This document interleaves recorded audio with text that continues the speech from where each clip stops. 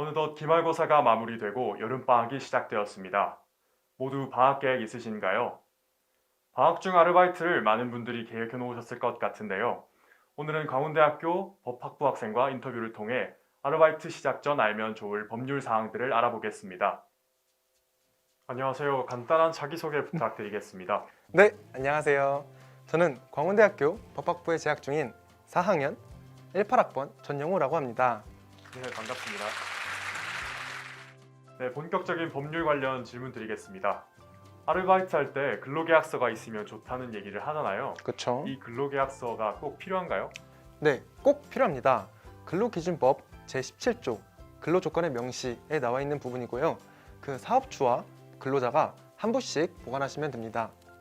근로계약서란 근로기간, 임금 금액 및 지급 시기, 근로시간, 해고 사유 등 고용 시 근로자의 근로조건에 대해서 남기는 문서입니다. 구성 항목으로는 근무 장소 및 업무 내용, 근로시간 및 휴게시간, 급여 계산, 지급 방법, 소정 근로시간, 휴일 및 연차 유급 휴가 관련 사항 등이 있습니다. 야, 그렇군요. 근로계약서 꼭 준비해야겠습니다. 다음 질문 드리겠습니다. 제 지인 A씨가 임금 받을 날짜가 2달 지난 시점에도 임금을 받지 못하고 있다고 해요. 이때 A씨는 어떻게 해야 할까요? A씨 경우가 굉장히 안타까운데요. 두 가지 경우가 있습니다. 임금 체불 소송 그리고 고용노동부에 진정을 넣는 방법이 있습니다. 임금 체불 소송의 경우 민사 소송에서 승소를 하게 되면 해당 판결문을 가지고 정부에다가 치단금을 신청할 수가 있습니다.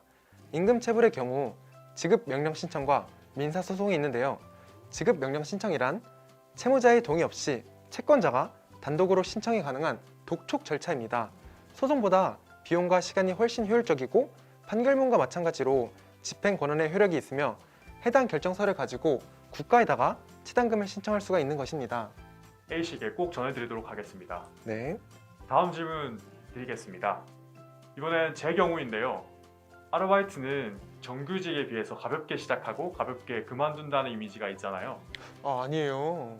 그러지 않으세요. 그래서 그런지 문자로 일주일 전에 해고를 통보받은 적이 있습니다. 아무리 아르바이트지만 너무한 거 아닌가요? 법적으로도 문제가 있을 것 같은데 어떤가요? 우선 3개월 정도 이상 근무를 하셨나요? 네, 6개월 정도 근무했습니다. 네. 그렇다면 부당해고에 해당되게 됩니다. 부당해고란 사업자 상시 근로자 수가 5인 이상인 경우 해고 사유와 해고 일자를 서면으로 통보하지 않고 해고를 하게 되면 부당해고에 해당되게 됩니다. 더불어 30일 전에 해고 예고를 하지 않았다면 31분 이상의 통상임금, 즉 해고 예고 수당을 지급받을 수가 있는 것입니다. 하지만 해고 예고 수당 제외 조건도 꼭 확인하셔야 합니다. 첫 번째, 근로자가 계속 근로한 기간이 3개월 미만인 경우. 두 번째, 천재사변 또는 그 밖의 부득이한 사유로 사업자가 사업을 유지하기 어려운 경우. 세 번째, 근로자가 사업장에 고의로 손해를 끼치거나 막대한 손상을 초래한 경우 등이 있습니다. 폐업의 경우에도 예상치 못한 시기에 닥친 폐업이라면 지급되지가 않습니다. 하지만 폐업을 미리 계획하고 있었고 이를 30일 전에 예고하지 않고 해고를 하였다면 해고 예고 수당을 지급하셔야 합니다. 부당해고와 해고 예고 수당에 대한 미지급 신고 방식은 다음과 같습니다. 부당해고라면 해고일로부터 3개월 이내에 노동위원회에 부당해고 구제 신청을 하시면 되고 해고 예고 수당을 주지 않는다면 고용노동부에 해고 예고 수당 미지급으로 인한 진정을 제기하시면 됩니다. 최근 과로에 대한 기사가 빈번히 언론에 나오는데 아르바이트 역시 휴식 시간을 보장받을 수 있겠죠? 네, 맞습니다. 당연히 보장받아야죠. 근로기준법 제54조에 보시면 4시간에 30분 이상, 8시간은 1시간 이상의 휴게 시간을 근로시간 도중에 주어야 된다고 나와 있습니다. 여러분, 휴식 시간 꼭 보장받으십시오. 마지막으로 대학생의 아르바이트에 대해서 하실 말씀 있으신가요? 네, 크게 3가지 정도 말씀드리고 싶습니다. 아르바이트를 하시다가 여러 가지 사고가 발생할 수 있기 때문에 사대보험을 지급하는 사업장으로 최대한 선택하시는 것이 좋습니다. 대학생이더라도 3개월 이상 사대보험을 지급하는 곳에서 근무를 하게 되신다면 연말 정산 시에 월세 세액 공제가 가능하다고 합니다. 마지막으로 임금을 제대로 받기 위해서 본인이 사업장에서 일한 시간을 기록해 두시는 근무 일지를 작성해 두시면 임금을 받으시는데 많은 도움이 되실 것 같습니다. 지금까지 법학부 전영우하고와 인터뷰를 통해 근로계약서, 임금 받는 방법, 부당해고 등에 대해서 알아보았습니다. 방학 중 아르바이트 문제 없을 것 같습니다. 광우님들의 유익한 아르바이트, 보람찬 여름방학을 기원합니다. 2021년 학예방학이 시작됨에 따라 학교시설 운영 방침이 달라집니다. 방학 기간에도 도서관이나 학교의 여러 시설물을 이용하시는 분들이 많을 겁니다. 학기 중과 달라진 교내시설 운영 제도가 궁금하실 분들을 위해 방학 중 학교시설물 이용 시간과 운영 방침을 알아봤습니다. 모든 출입구는 학기 중과 동일하게 통행 가능합니다.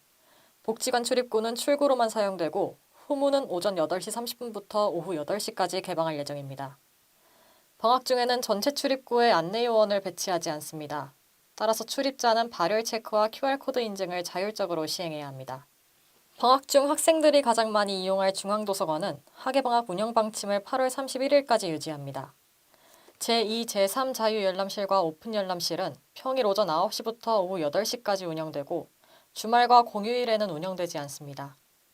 자연과학자료실과 인문과학자료실은 평일 오전 9시부터 오후 5시 30분까지 운영되며 마찬가지로 주말과 공휴일에는 운영되지 않습니다.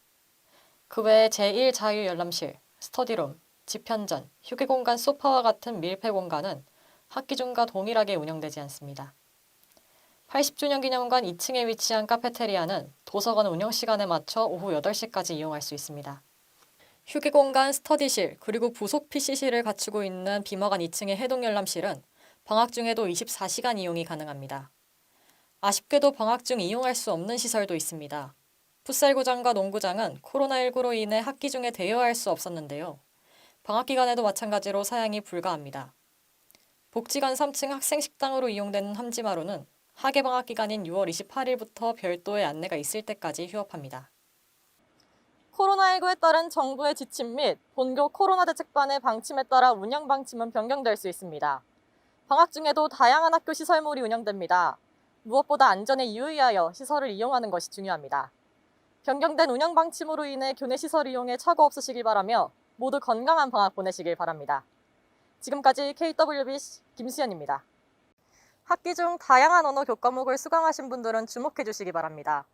언어 교과목을 우수한 성적으로 이수하였음을 인증하는 제도가 있습니다. 글로벌 인재트랙 인증제를 소개합니다. 글로벌 인재트랙의 종목은 영어, 중국어, 일본어로 나뉘며 중국어, 일본어는 3가지 레벨, 영어는 4가지 레벨로 구분됩니다. 인증 요건을 충족하기 위해서는 5과목인 15학점을 수강해야 합니다. 영어, 중국어, 일본어 중 한 가지 언어를 선택해 언어별 모든 레벨에서 최소 한 과목 이상을 이수해야 합니다. 이수한 수강 과목의 평점은 3.5점 이상이어야 합니다. 인증 과목 목록과 동일 교과목 목록은 광운대학교 홈페이지 글로벌 인재트랙 인증제 신청 안내문에서 확인할 수 있습니다.